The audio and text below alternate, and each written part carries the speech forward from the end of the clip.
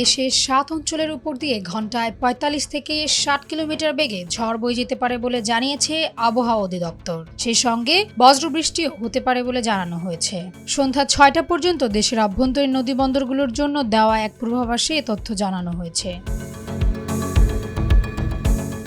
পূর্বাভাসে বলা হয়েছে, বরিশাল, পটুয়াখালী, নোয়াখালী, কুমিল্লা, চট্টগ্রাম, সিলেট এবং ময়মনসিংহ অঞ্চলের উপর দিয়ে দক্ষিণ অথবা দক্ষিণ পূর্ব দিক থেকে ঘন্টায় ৪৫ থেকে ৬০ কিলোমিটার বেগে অস্থায়ীভাবে দমকা অথবা ঝড়ো হাওয়া বয়ে যেতে পারে। সেই সঙ্গে বৃষ্টি অথবা বজ্রসহ বৃষ্টি হতে পারে। এজন্য এসব এলাকার নদীবন্দরগুলোকে ১ নম্বর সতর্ক সংকেত দেখাতে বলা হয়েছে। অপর এক পূর্বাভাসে বলা হয়েছে, দেশের সব বিভাগে আগামী বৃহস্পতিবার সকাল পর্যন্ত ঝড়ো বৃষ্টির পূর্বাভাস রয়েছে। এ সময় দেশের কোথাও কোথাও মাঝারি ধরনের ভারী থেকে ভারী বর্ষণ হতে পারে। বর্ধিত ৫ দিন দেশের সব বিভাগেই বৃষ্টিপাতের প্রবণতা বাড়তে পারে।